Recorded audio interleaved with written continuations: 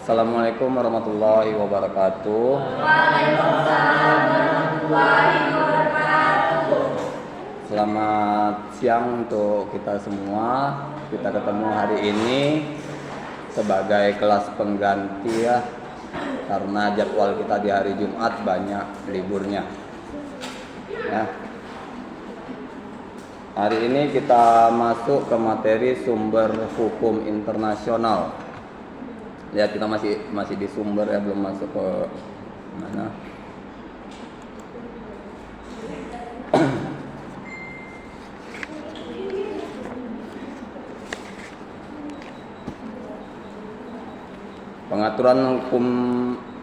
Pengaturan sumber hukum internasional itu terdapat di pasal 38 ayat 1 Statuta Mahkamah Internasional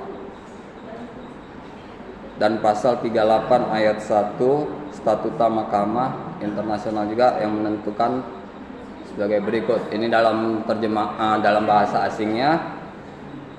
Kalau dalam terjemahan bebasnya, yang berarti yang poin pertama itu perjanjian internasional atau international convention, baik yang bersifat umum maupun bersifat khusus, yang merupakan ketentuan-ketentuan yang diakui secara tegas oleh negara-negara yang bersengketa. Jadi perjanjian internasional inilah yang terjadi pada negara-negara bersengketa. Ya. Bukan hanya bersengketa dalam artian perang ya. Kalau bersengketa ini banyak artiannya. Seperti kalau kita lihat Korea Utara, Korea Selatan itu bersengketa. Ya. Belanda, Belgia ada sengketa wilayah juga. Yang perbatasan mereka. Tapi kalau dari segi kita lihat perbatasan wilayah, Belanda Belgia itu adalah yang paling simpel perbatasannya, hanya seperti garis hitam putih.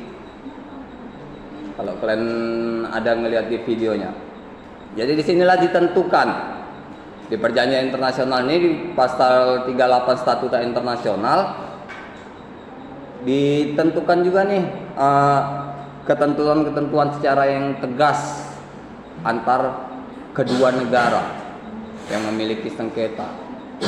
Ya, seperti apa? Indonesia dengan Timur Leste yang dulu satu sekarang berpisah menjadi dua.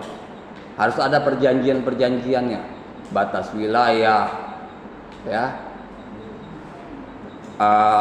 tentang apa? Tenaga kerjanya, segala macam itu harus diatur, tidak bisa sembarangan. Makanya kalau kita yang warga negara Indonesia yang pergi ke TKI ke luar negeri, pasti setiap negara memiliki aturan yang berbeda. Itulah perjanjian-perjanjian antar negara. Yang kedua juga di situ kebiasaan internasional atau international custom yang merupakan praktek yang bersifat umum dan diterima sebagai hukum. Ya, jadi yang diatur di sini yang praktek-praktek bersifat umum, seperti jual beli, kerjasama umum. Kalau dia tentang pribadi perjanjian antara satu orang dengan pihak lain, pribadi tidak bersifat umum, makanya dia tidak masuk ke perjanjian ini. Yang ketiga itu prinsip atau ajas-ajas hukum umum yang diakui oleh bangsa-bangsa beradab. Ada nih prinsip-prinsip, ketentuan-ketentuan yang diakui. Seperti kalau kita di Indonesia tentang tata busana, bahasa, ya. Seperti yang pernah saya bilang, tata busana di setiap wilayah Indonesia itu berbeda. Kalian bisa berbikini di Bali, tapi kalian akan dibilang orang gila jika kalian berbikini di Jawa. Jakarta kalian bikini keliling-keliling DKI Jakarta, dibilang kalian orang gila. Ya kan? Makanya kalau kita di Indonesia ini harus menyesuaikan kondisi. Ya. Seperti saya pernah ajarkan ke kalian, jika kalian tamat ambil PNS, yang pertama kalian pelajari adalah kebudayaan setempat, bukan yang kalian pikirkan kerjaan kalian. Kalau yang kalian pikirkan kerjaan kalian, kalian salah. pelajari dulu budaya setempat, cari ketua adatnya, perkenalkan diri, usahakan jadi keluarga adat mereka, supaya apa? Supaya kita dilindungi. Nah, begitu juga kalau kita ke negara lain. Negara kita dengan negara yang kita kunjungi ada perjanjian internasional. Bukan berarti kita seenak-enaknya. Ya, kita harus tahu perjanjian-perjanjian internasional sebelum kita pergi ke sana. Apalagi kalau kalian ingin jalan-jalan misalnya keliling Eropa seperti keluarga Raffi Ahmad misalnya 9 bulan keliling Eropa. Kalian harus tahu aturannya. Apa yang harus kalian punya? Ya, minimal kalian pertama punya itu SIM internasional. Kalau kalian punya SIM internasional, itu SIM bisa kalian pakai di negara manapun di seluruh dunia.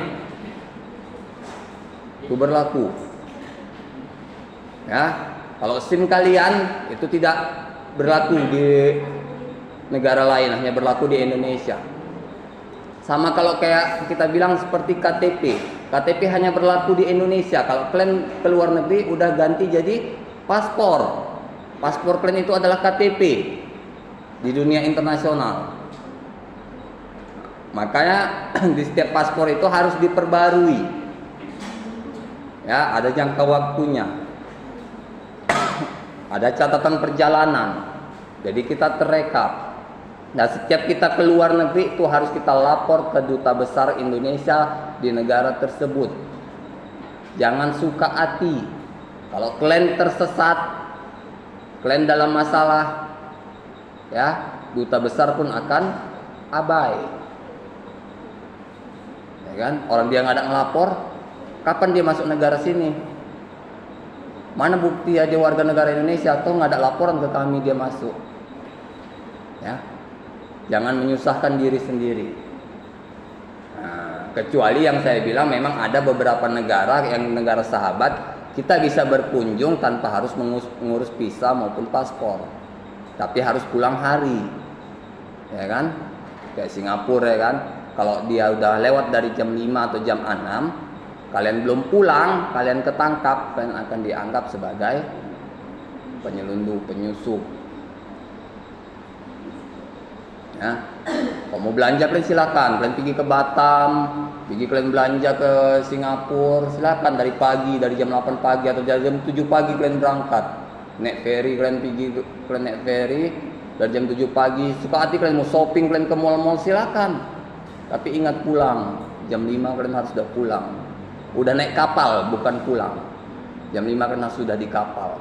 Jika enggak kalian ketangkap polisi imigrasi, urusannya ribet. Ya, banyak dulu kawan-kawan saya yang belanja ke sana.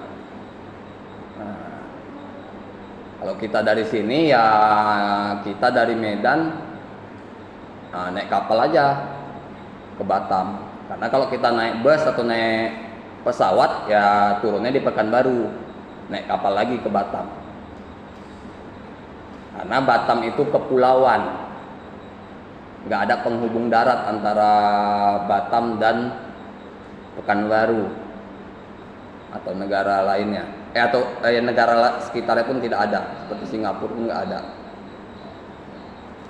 Ada juga yang keempat, putusan-putusan pengadilan dan ajaran dari sarjana yang bereputasi tinggi dari berbagai negara. Ini udah pernah saya sampaikan kalau nggak salah saya, putusan-putusan pengadilan yang menjadi acuan bagi hakim lain untuk menjatuhkan putusan berikutnya, ya. Nah, jadi dia putusan itu dipakai berulang, bukan pasalnya. Kalau pasal boleh dipakai berulang, pasal dalam undang-undang boleh dipakai berulang. Ini bahasanya, bahasa pertimbangan hukumnya. Karena kalau kalian baca putusan ada di situ paling akhir itu pertimbangan hukumnya. Itu merupakan bahasa hakim. Ya, kalau dari itu dipakai sebagai landasan oleh hakim-hakim berikutnya, ya, hakim berikutnya memakai itu untuk menjatuhkan putusan, itu sudah masuk kepada jurisprudensi. Jurisprudensi itu adalah hukum yang diakui sebagai hukum tertulis. Ya. Jadi perlu kalian ingat kalau di negara kita juga diberlakukan hukum itu dua, tertulis dan tidak tertulis. Ya, tertulis kalau secara gampangnya yaitu yang undang-undang yang kalian lihat selama ini. Ya, undang-undang apapun yang kalian lihat itulah undang-undang tertulis, hukum tertulis. Yang tidak tertulis apa? Kalau kalian pergi ke daerah-daerah yang kebudayaannya masih kental, itu pasti ada aturan tersendiri di wilayah adat itu. Itulah hukum tidak tertulis. Hukum tidak tertulis tapi diberlakukan dalam satu wilayah. Berlaku. Ya, seperti Kalimantan, seluruh wilayah Kalimantan mengikuti aturan itu. Ya, bukan hanya satu kota. Satu Kalimantan ikut. Seperti di mana Brastagi, Sibolga, ada aturan-aturan adatnya. Maka jangan abai terhadap aturan-aturan tempat yang kita tuju. Ya, jangan suka hati. Kalian suka jalan-jalan, tentang jalan-jalan ya kan, udah ngurus paspor, ngurus visa, suka-suka. Kalau kalian piginya ke negara yang modern mungkin masih bisa, asal kalian menjaga sikap dan kata. Tapi kalau kalian jalan-jalannya ke wilayah Afrika dan Timur Tengah akan jadi masalah. Ya kan? Ada beberapa kebudayaan yang tidak boleh kalian langgar di situ. Selanjutnya ketentuan yang keempat ini tidak dapat dipisahkan antara satu dengan lain, yang menentukan bahwa keberadaan sumber hukum internasional itu tidak dapat mengesampingkan kekuasaan mahkamah untuk memutus perkara. Ya. Jadi kalau ada persengketaan antar negara, warga negara Indonesia misalnya di negara lain, maka diselesaikan di mahkamah internasional.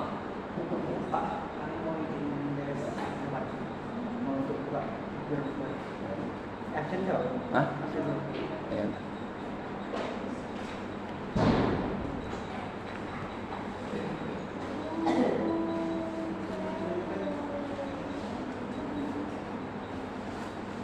Jadi sambil kita lanjutkan aja ya. Jadi ketentuan-ketentuan yang dibuat ini juga memperhatikan sistem keadilan dan keterbukaan. Apa maksudnya keterbukaan di sini? Keterbukaan akan informasi-informasi terbaru. Jadi jika ada informasi terbaru yang nantinya dapat merubah aturan dalam statuta Mahkamah Internasional ini, maka bisa. Ya kan? Maka akan dirubah mereka dengan segera. Tidak mereka stuck di aturan yang telah ada. Ya. Kalau yang kita di sini lebih banyak aturan-aturan itu masih dengan aturan-aturan yang lama. Ya, seperti yang saya bilang, ada KUH pidana, KUH perdata itu masih 100% produk Belanda. Yang bahkan di Belanda pun itu sudah tidak diberlakukan. Dari tahun 42 kalau saya tidak salah. Pokoknya tahun 40-an. Sebelum tahun 50-an. Itu sudah tidak diberlakukan, tapi di negara kita masih dipergunakan sampai sekarang. Ya. Apa tidak ada undang-undang baru yang ingin dibuat Indonesia? Ada. Ya. Kalian boleh cek di internet, ada rancangan KUHP, rancangan Kitab Undang-Undang Hukum Pidana. Itu kalau nggak salah saya dari tahun 2001 apa 2002. Tidak pernah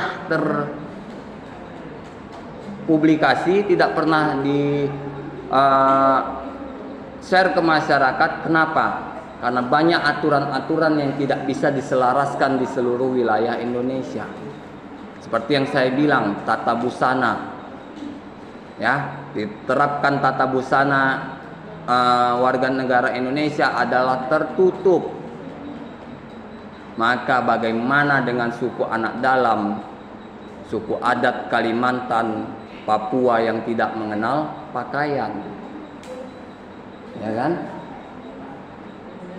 Nah, nggak bisa. Makanya terlalu banyak, itu saya bilang, kalau di negara kita ini kalau mau bikin hukum secara nasional, maka akan terlalu banyak kepentingan dan golongan. Karena kalau kepentingan satu terlanggar, kalian boleh lihat akan banyak aksi-aksi yang turun di masyarakat, kan? Baru-baru ini juga ada aksi tolak 3 periode, kalian nggak ikut, sunyi aksinya di depan kampus UISU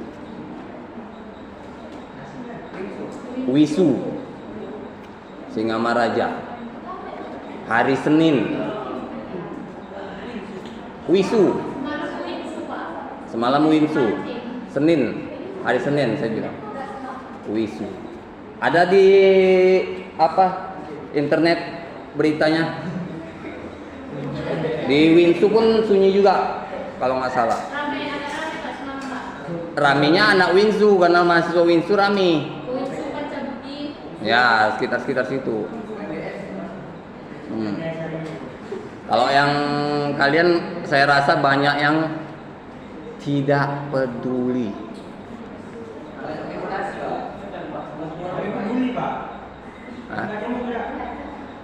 Kami dem aja kok nggak ada Pak, untuk mana? Ya, kenapa kalian pikirkan itu?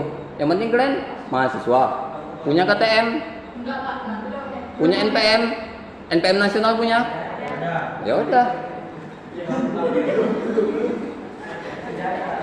Nah, kalian punya NPM nasional, apa yang kalian takutkan? Kalau ditangkap polisi, Pak, NPM saya sekian Pak, 000 sekian pokoknya. Tadi cek di ban PT di Dikti, kan keluar data kalian terdaftar di UDS. Nggak akan kalian ditahan. Yang ditahan itu kan kalau penyusup yang tidak punya identitas. Ya, kalau misalnya demonya mahasiswa ternyata di dalamnya ada buruh pabrik, itu namanya penyusup. Ada supir angkot, ada yang lain-lainnya. Nah, itu yang namanya penyusup. Nah, kalau kalian sama-sama mahasiswa, ngapain takut?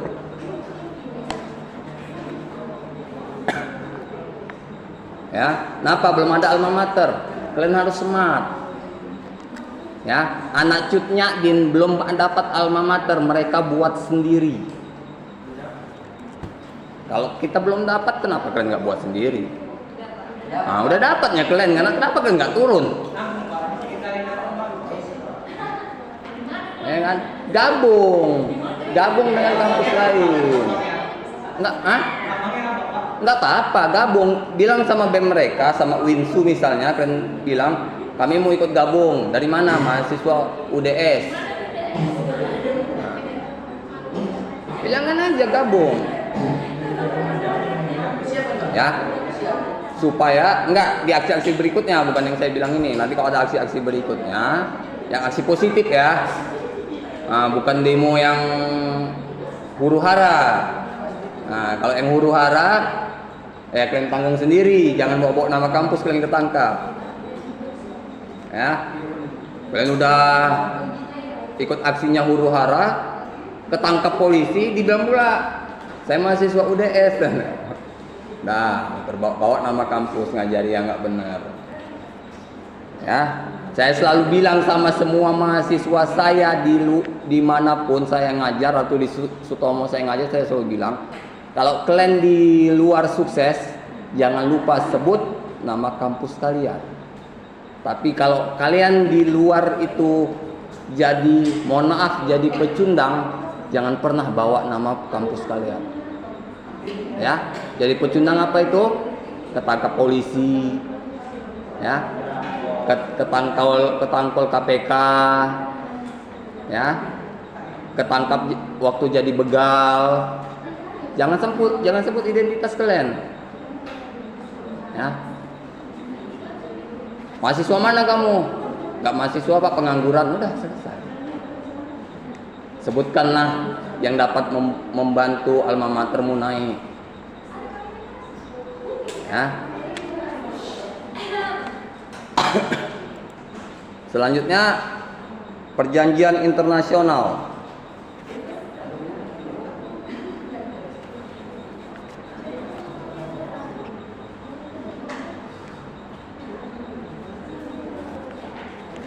Perjanjian internasional diklasifikasikan atas perjanjian yang bersifat mengikat atau hard law dan perjanjian yang tidak bersifat mengikat. Kalau perjanjian yang mengikat ini seperti undang-undang, ya kan? Kalau kalian langgar, ada aturan yang sanksi yang kalian dapatkan, ya. Tapi kalau aturan umum ini seperti dalam undang-undang dasar. Contohnya apa? Seluruh warga negara Indonesia wajib belajar 9 tahun. Tapi banyak juga yang nggak lulus SD, ya kan? Berarti kan nggak wajib, nggak ada sanksinya jika nggak apa. Itulah kalau ketentuan yang mengikat dan tidak mengikat. Yang tidak mengikat ya seperti itu, ya kan? Fakir miskin dan anak terlantar dipelihara oleh negara, tapi kenapa banyak di jalanan, ya kan? Berarti kan ketentuan-ketentuan itu sifatnya tidak mengikat. Jadi kalian sebagai orang-orang hukum juga nanti harus cerdas membaca. Kalian baca nanti undang-undang. Anak yatim dipelihara negara, ya, fakir miskin dipelihara negara. Banyak pengemis, demo kalian. Jangan. Lebih baik kalian berbuat positif, ya kan? Banyak yang bisa kalian buat. Dalam ini juga termasuk dalam kategori perjanjian bersifat mengikat, antara lain treaty, agreement, dan convention. Convention yang seperti ini, semua ini adalah yang sifatnya perjanjian-perjanjian, seperti yang nanti di bulan September ya, yang di Bali, yang G20. KTT G20 yang di Bali, ya kan? Itu bersifat internasional, itu mengikat bagi anggotanya, tidak seluruhnya. Karena di G20 tidak seluruh negara ada di dalam. Seperti yang kalian ketahui aja, Ukraina tidak ada di dalam. Makanya sibuk orang G20 minta Ukraina diundang, Rusia tidak diundang. Kok terbalik? Karena Rusia yang anggota, Ukraina yang tidak anggota. Dari segi materi, kelompok yang pertama merupakan perjanjian yang memuat materi dan bersifat memaksa. Jadi dia membuat materi bersifat memaksa, menentukan ketentuan, ada aturan-aturan, batasan-batasan yang harus diterapkan. Kalau kalian melanggar batasan-batasan, akan ada sanksinya, ya kan? Sama kalau yang secara simpelnya saja, kalian sudah 17, kalian berkendara tidak punya SIM, ya, pasti akan jadi masalah, ya, kecuali tidak tertangkap, nggak akan jadi masalah.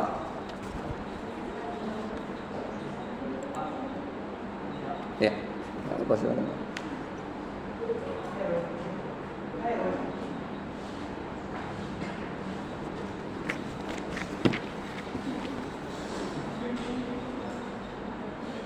Perjanjian internasional juga diklasifikasikan berdasarkan praktek pembentukannya.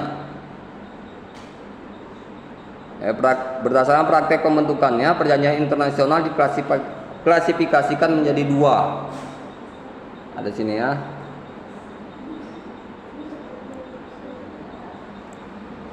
Yang pertama, perjanjian internasional yang tahapan pembentukannya melalui tahapan perundingan, penandatanganan dan peratifikasian. Nah, jadi ada peraturan perundang-undangan itu yang sifatnya perundingan.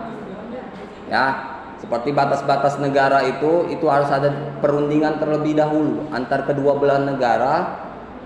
Mana batas-batasnya, mana yang menjadi warga negaranya, warga negara sebelah, ya, itu harus apa? Mana wilayahnya, ya, dari mana sampai mana, apa batas wilayahnya harus jelas.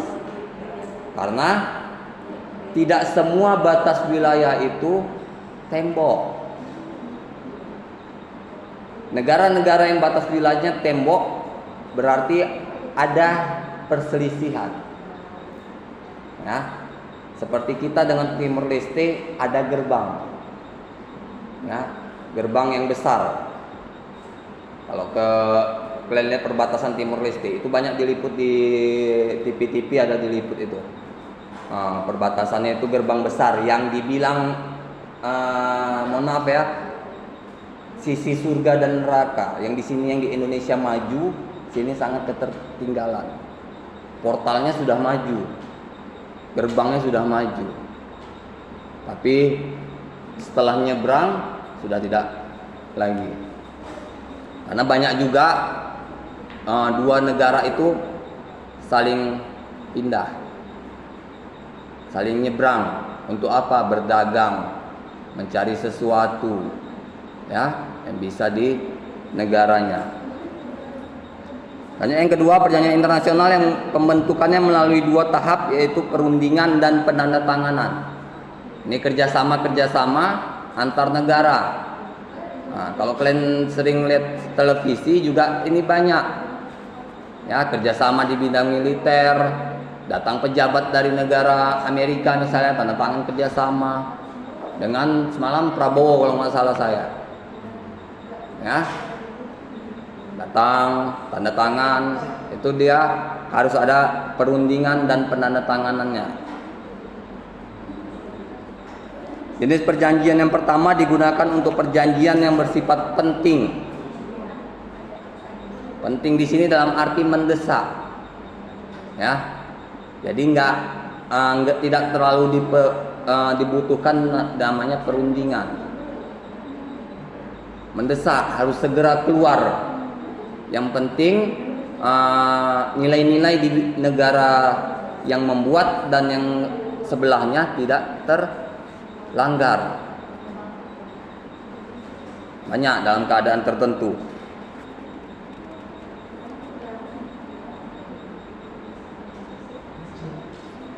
Di sini juga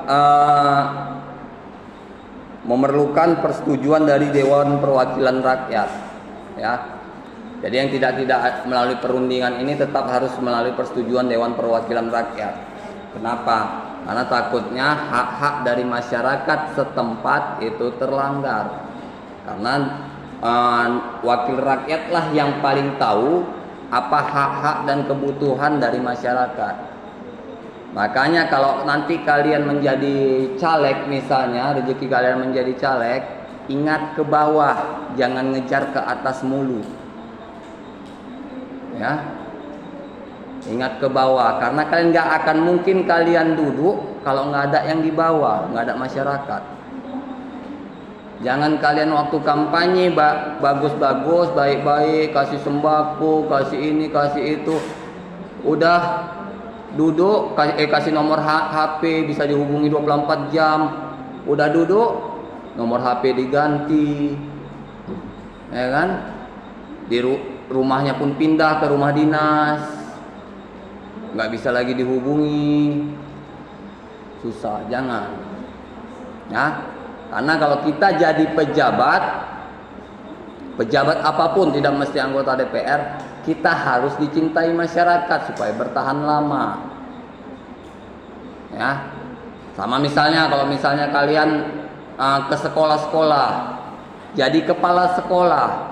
Kalau kalian menjadi kepala sekolah yang dibenci oleh siswa, paling lama kalian 1 semester udah dipecat sekolah. Ya, 1 semester atau 6 bulan. Begitu juga kalau bikin peraturan, internasional ini harus memperhatikan kebutuhan warga setempat. Jangan gara-gara peraturan yang kita buat, nilai-nilai dalam masyarakat terlanggar. Sehingga nanti banyak demo-demo. Ya. Demo kita yang sudah terjadwal saja sudah banyak, ya kan? Hari buruh. Itu selalu demo setiap tahunnya.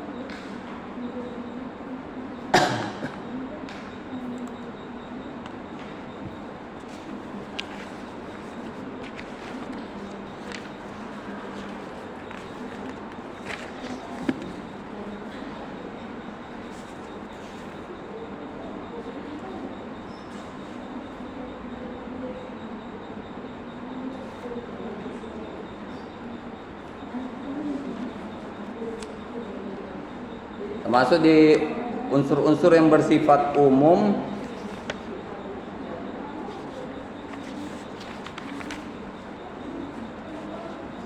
Profesor Mukhtar menyebutkan bahwa unsur yang pertama sebagai unsur material dan unsur kedua sebagai unsur psikologisnya. Jadi kedua unsur itu bersifat kumulatif, saling melengkapi antara satu dengan yang lain. Jadi kalau kalian bikin peraturan-peraturan nantinya, kalian kalau di sarjana hukum ini pastinya akan menjadi pejabat-pejabat publik, ya, anggota-anggota publik. Paling biasa pengacara, ya. Kalian jadi pengacara, kalian jadi advokat, jangan mau untung sendiri, ya. Jangan kalian nilai kerjaan kalian dengan uang. Ya, apalagi kalau kalian yang baru-baru. Mentang-mentang kalian baru, koneksi kalian bagus, orang tua kalian orang hebat. Ya, kasus orang susah kalian tolak. Jangan. Ya. Kalau pengacara yang hebat itu berawal dari bawah.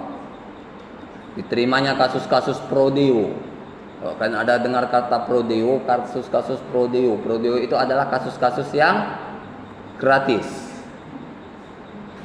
Jadi pihak yang berperkara tidak keluar uang, bahkan mungkin advokatnya yang keluar uang. Ada. Kalau kalian ingin menaikkan nama kalian, ya. Kalau kalian ingin menaikkan nama kalian gak akan mungkin dapat kasus-kasus pejabat, ya kan? Minimal yang kalian dapat apa? Maling ayam, ya, maling motor, ya, bobol pintu rumah, ya kan? Kasus sabu-sabu, penyalahgunaan sabu-sabu. Yang kalian tawari mereka jasa advokat, mereka pasti akan nolak. Kenapa? Kami lebih bagus di dalam daripada kami keluar uang membayar advokat, kata mereka. Ya, karena mereka di dalam pun, kalau kalian tahu, di dalam pun butuh uang di dalam penjara. Ya, kalau nggak ada uang kalian nggak bisa hidup di dalam penjara itu. Kalau kalian ingin merintis karir dari pengacara, kalian boleh ngambil kasus-kasus yang kecil, narkoba misalnya, sabu-sabu misalnya, yang ketangkap sabu-sabu, ketangkap make sabu-sabu. Jangan kalian bela dia dengan dibebaskan.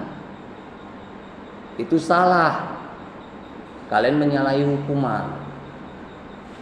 Kalau kalian ingin membela seseorang, ajari dia, klien kalian itu, bahwa tindakan dia itu salah dan harus bersedia menerima hukuman. Dan saat di pengadilan dia harus mengakui kesalahan semua. Jika kalian berhasil melakukan itu, nama kalian akan bagus. Lain hal kalau kalian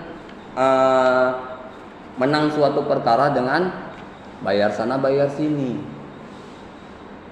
Ya, syukur-syukur aman. Kalau nggak aman, KPK. Karena yang kalian bayar adalah pejabat pemerintah.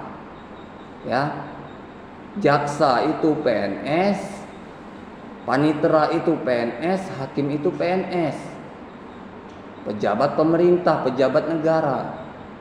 Kalian bayar mereka kena undang-undang suap, korupsi. Jadi yang jujur, walaupun kalian 1 tahun, 2 tahun, 5 tahun kalian pahit cerita kalian sebagai advokat, lihat kedepannya kalian akan menjadi yang sukses.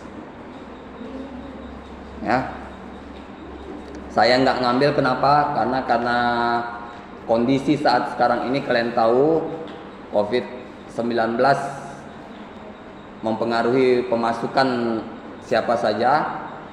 Karena mengambil pengacara itu tidak kurang dari 15 juta. Jadi sangat sayang rasanya mengeluarkan uang 15 juta untuk bayar advokat. Lebih bagus 15 juta untuk usaha. Ya kan? Kalau dalam kondisi seperti ini.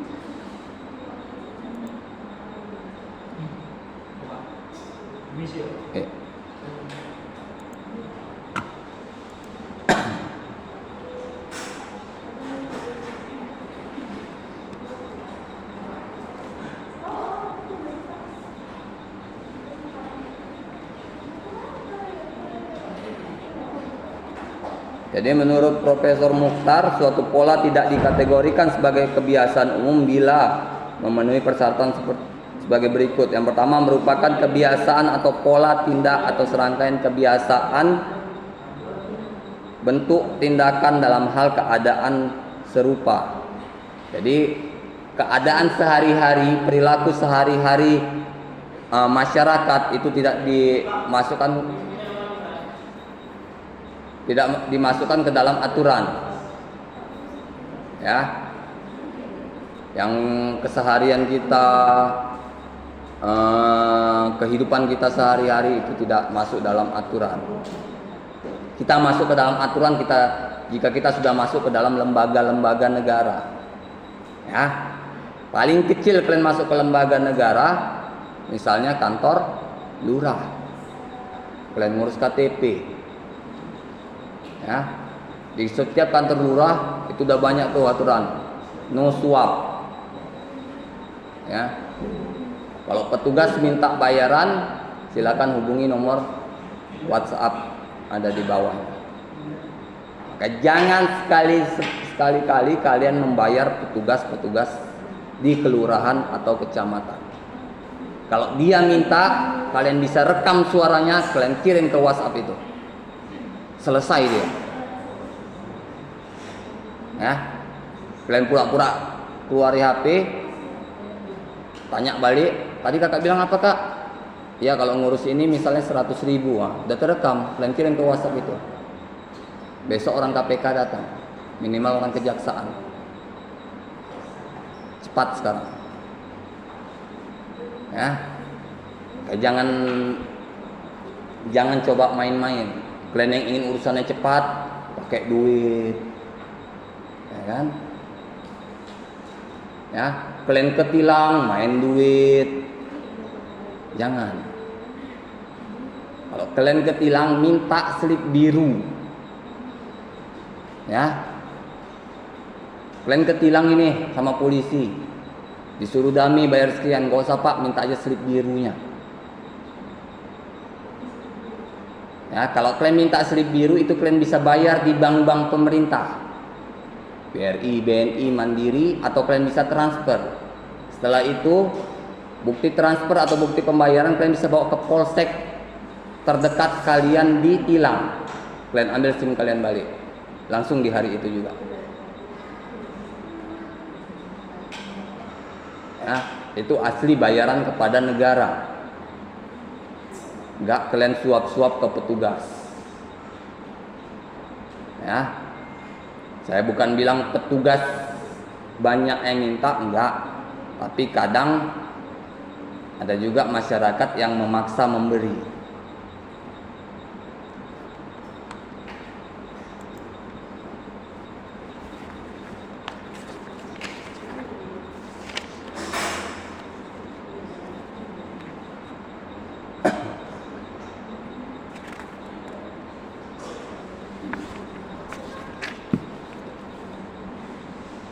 Selanjutnya ada di kebiasaan umum dan lokal.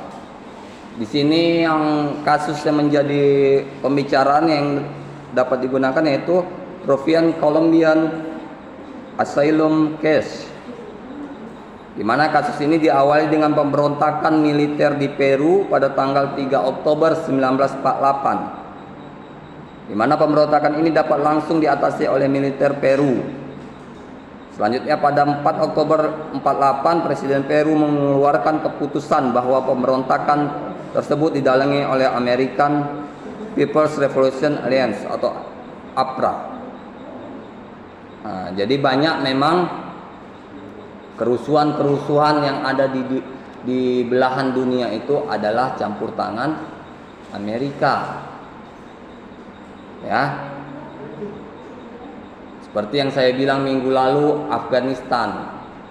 di Afghanistan yang sudah dimenangkan Taliban dari tentara Amerika. Jangan kalian bilang Taliban itu teroris. Taliban itu adalah penduduk asli Afghanistan. Kalian boleh buka lagi sejarah Afghanistan. Taliban adalah penduduk asli Afghanistan yang terusir dari negaranya di tahun 2000-an oleh tentara Amerika. Mereka pencar ke beberapa negara Asia dan Timur Tengah. Kembali lagi di tahun-tahun ini untuk melakukan perlawanan dan mengambil alih kembali negara mereka. Apa yang dicari? Amerika ingin mengeksploitasi suatu negara karena memang banyak tujuannya. Contohnya minyak bumi, emas.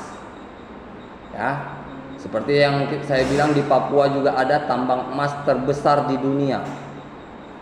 Itu yang dikerjakan oleh Freeport. Ya. Jadi makin dalam itu di Korea isinya emas, makin emas semua. Emas dalam artian betul ya. Nah, memang batuan-batuan emas semua. Freeport di Papua. Kenapa kita ketergantungan dengan Amerika? Karena memang kita tidak ada peralatan untuk menggalinya. Sekali lagi saya bilang tidak ada peralatan untuk menggalinya. Ya, karena seperti kita tahu kalau kita sudah menggali semakin dalam, kondisi oksigen akan semakin menipis. Ya, paru-paru akan cepat kempis. Kalian akan bisa hipotermia di dalam, berhalusinasi, ya kan? Lama-lama meninggal di dalam. Kalau kalian gali makin dalam, makin dalam.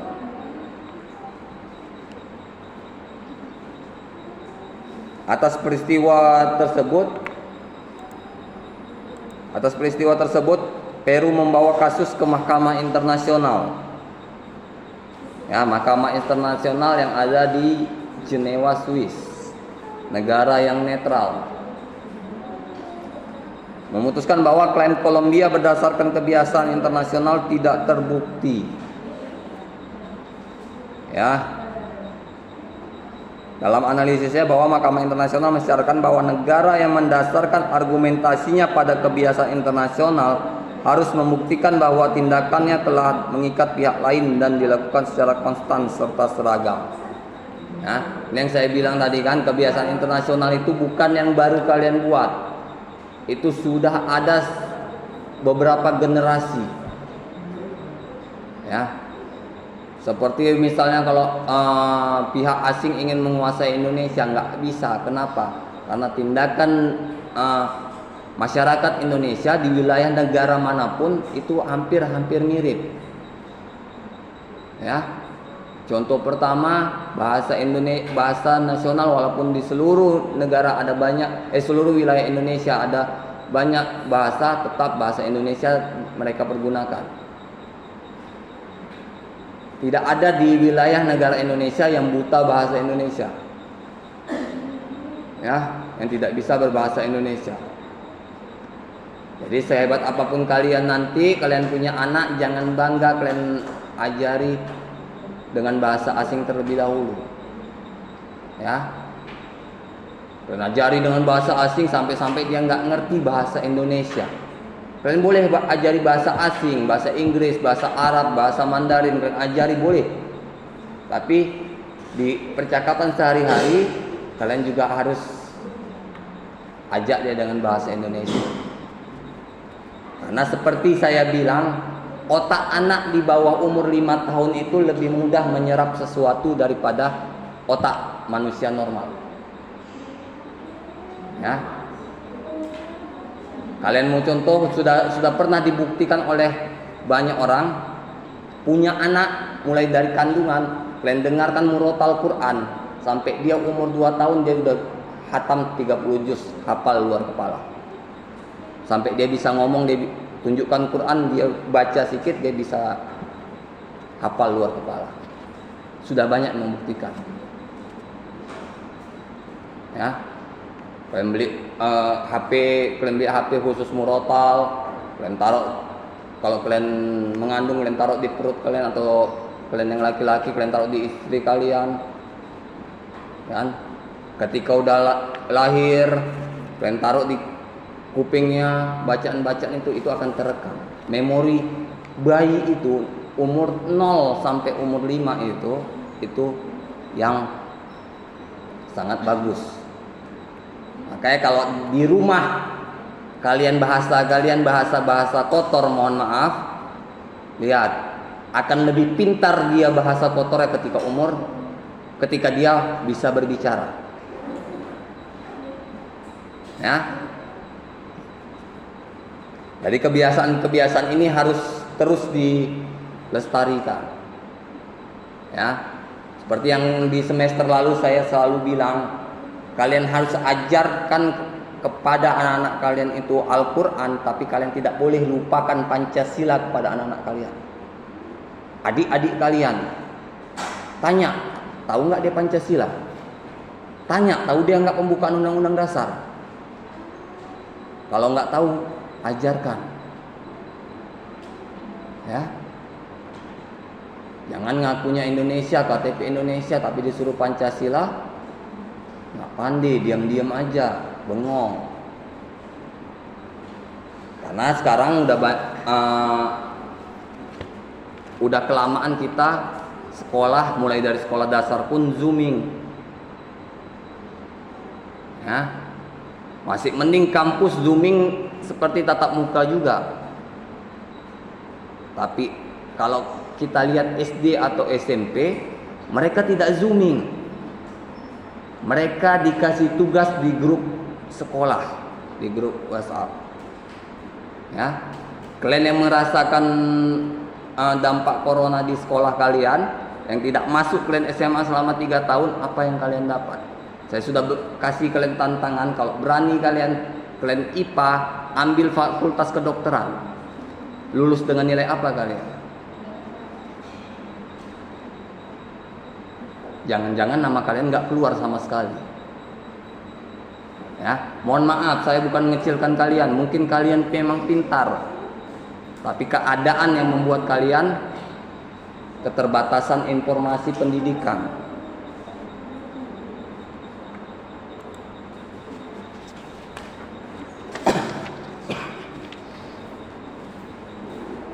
Selanjutnya ada unsur psikologis. Unsur penerimaan sebagai hukum mengandung makna bahwa kebiasaan itu merupakan perbuatan dalam rangka memenuhi seluruh kaidah dan kewajiban hukum.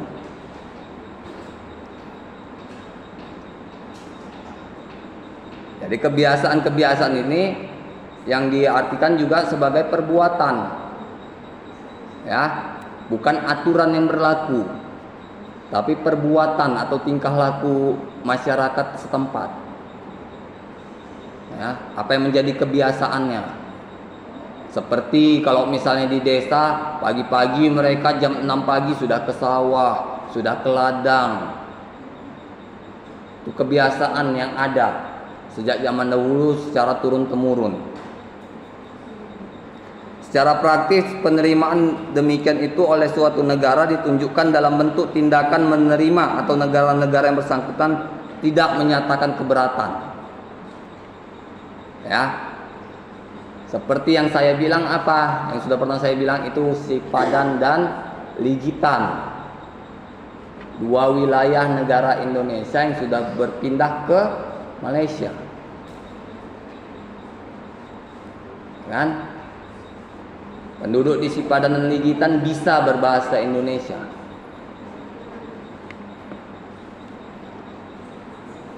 Tapi karena pemerintah yang abai, makanya jadi pisah. Beberapa contoh ketentuan hukum internasional yang terbentuk melalui proses kebiasaan, misalnya penggunaan bendera merah putih sebagai bendera parlementer, ya. Jadi kebiasaan di seluruh, di gedung pemerintahan, di sekolah-sekolah, di setiap rumah, di setiap tanggal tertentu seperti 17 Agustus, Sumpah Pemuda, Kesaktian Pancasila, itu pasang bendera. Ada beberapa orang yang tidak pasang, mungkin memang agak bandel, ya wajari saja. Tidak usah kita terlalu menjudge seseorang bukan Indonesia. Itu bendera yang memberikan perlindungan terhadap utusan yang dikirim untuk mengadakan hubungan dengan pihak musuh di dalam keadaan perang. Ya, ini kalau nggak salah juga sudah pernah saya bilang. Jadi kalau ada mobil-mobil duta asing yang ada di setiap negara itu pasti ada benderanya. Dan mohon maaf, kalau mereka misalnya menabrak, mereka nggak akan ditilang polisi. Ya, karena mereka dilindungi. Mobil-mobil asing berbendera negara resmi, platnya pun resmi. Itu misalnya terjadi kecelakaan, dia lewat saja itu pasti akan dibebaskan. Ya, sama kalau kayak ini, misal saya bilang itu pemadam kebakaran, ambulan, ya. Kalau kalian naik sepeda motor ada ambulan di belakang kalian, lebih bagus kalian nepi. Mohon maaf kalian kesenggol, kecelakaan masuk rumah sakit, supir ambulan nggak akan bisa dimintain pertanggungjawaban. Pasti polisi nyalahin kita, kenapa kamu halangi ambulan jalan? Padahal serininya sudah hidup. Nah, kebiasaan-kebiasaan seperti itu yang ada di setiap negara. Ada juga hukum perlakuan tawanan perang dalam peristiwa perang. Ya. Jadi hukum tawanan perang ini, bahwa setiap tawanan perang itu tidak boleh dilakukan penyiksaan. Tahanan-tahanan perang itu harus diperlakukan sebaik mungkin, semanusiawi mungkin. Ya. Kalau kita sudah berani menahan seseorang, pasti kita harus memberi dia makan, ya kan? Memberi kebutuhan hidupnya. Sama kayak misalnya saya bilang tahanan-tahanan perang di Israel, warga Palestina yang ditahan di Israel, nggak ada mereka melakukan penyiksaan karena memang diawasi oleh Mahkamah Internasional.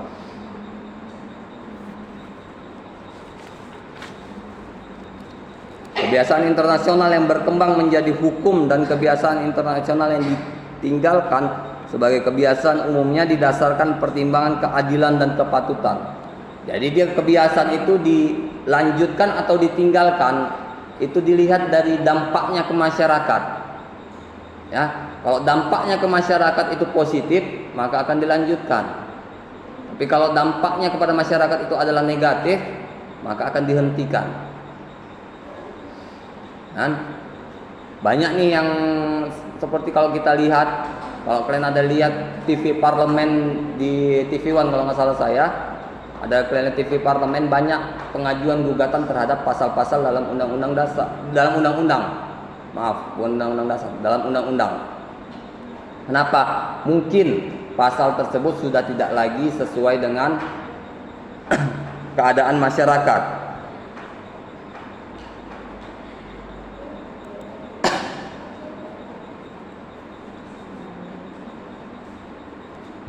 Ini prinsip-prinsip hukum umum dalam pasal 38 ayat 1 Statuta Mahkamah Internasional harus memenuhi 3 persyaratan. Yang pertama, harus merupakan prinsip hukum umum yang dapat dibedakan dengan ketentuan umum yang bersifat terbatas dan sangat sempit. Ya, jadi prinsip hukum umum ini harus dapat dibedakan dengan ketentuan hukum yang umum. Ya, ketentuan masyarakat secara umum. Mana yang bisa dijadikan hukum, mana yang dijadikan kebiasaan dalam masyarakat. Ya, jadi bukan segala sesuatu itu bisa dijadikan hukum. Tetap ada nilai-nilai yang harus dilihat lagi. Selanjutnya ada yang kedua, harus diakui oleh bangsa-bangsa yang beradab. Yang berbeda dengan masyarakat barbar. Masyarakat barbar dalam hal artian di sini itu masyarakat bebas yang tidak punya aturan. Ya, harus diakui dengan masyarakat yang beradab yang ada di PBB, Uni Eropa, ya kan? Harus merupakan praktek dari beberapa negara dalam jumlah yang wajar. Misalnya dalam bidang kedokteran. Ini yang baru ini yang izin dokter Terawan dicabut. Ya. Kalian nggak tahu juga lagi heboh ini yang izin praktek dokter Terawan dicabut. Yang terapi otak kalau nggak salah. Anggota DPR mempertanyakan kenapa sampai mencabut, padahal dokter tersebut mengeluarkan ide terbaru yang ternyata sudah diaplikasikan kepada beberapa pasiennya dan tidak ada keluhan, malahan semakin sehat. Ya, ini kita ikuti aja terus, kita tidak bisa bilang siapa yang benar, siapa yang salah, tetapi kita harus ikuti berita-beritanya.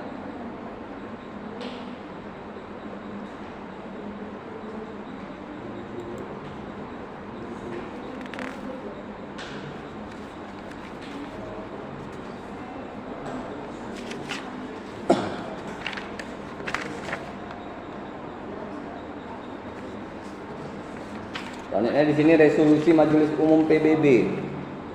Majelis Umum PBB memegang peranan penting dalam pengembangan hukum internasional. Kan? Maka di Majelis Umum PBB itu terdapat seluruh anggota masyarakat yang ikut bergabung. Maaf, masyarakat negara yang ingin bergabung. Ada di situ Indonesia, ada. Ya, perwakilan negara-negaranya ada semua. Perwakilan negara-negara yang merdeka. Ya. Lembaga ini juga menyamai peran legislatif di dalam sistem pemerintahan domestik negara-negara. Jadi PBB ini hampir sama dengan peran legislatif. Kalau legislatif di Indonesia itu peran pembuat undang-undang. Ya. Di ilmu perundang-undangan nanti dijelaskan lembaga mana yang membentuk undang-undang. Kan? Nanti lembaga-lembaga tertentu. Peran majelis demikian itu disebut kuasi legislatif.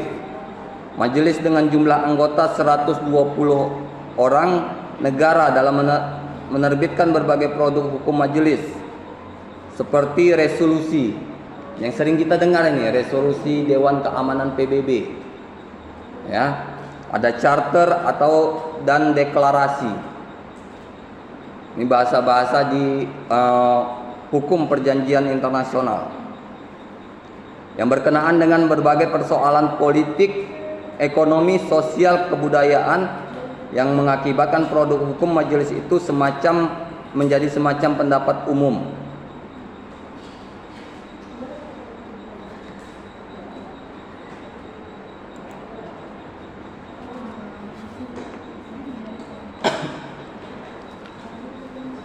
Selanjutnya yang terakhir ini ada kodifikasi dan perkembangan progresif internasional. Apa ini kodifikasi? Saya sudah pernah jelaskan kalau nggak salah. Kodifikasi itu adalah merangkum atau menjadikan satu aturan-aturan hukum yang berserakan, ya, menjadi satu kesatuan, menjadi satu buku, satu peraturan perundang-undangan. Jadi kodifikasi hukum internasional merupakan kegiatan yang dilakukan oleh baik badan publik maupun perdata internasional.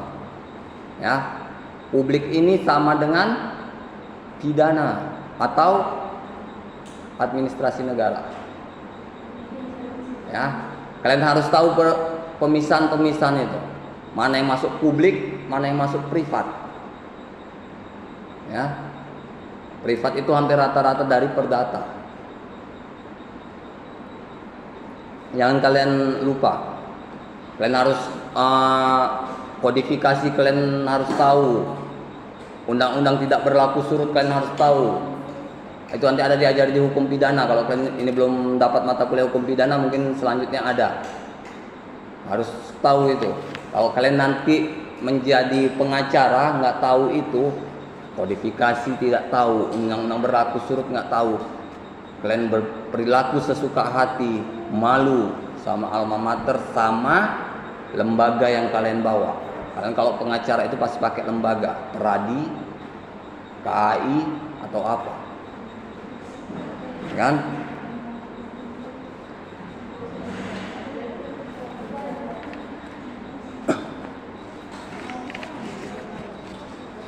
Berbagai konvensi yang saat ini berlaku merupakan produk dari ILC, seperti Geneva Convention on the Law of the Sea tahun 58, dan banyak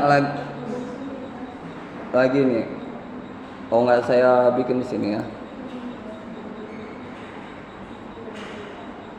Fin Convention of the Law of Treaties tahun 69, dan yang lainnya. Nantilah saya tambah ini sebelum saya kirim sama kalian, saya tambah lagi di sini. Nah, kita pun udah 1 jam ini, materi kita pun sudah habis.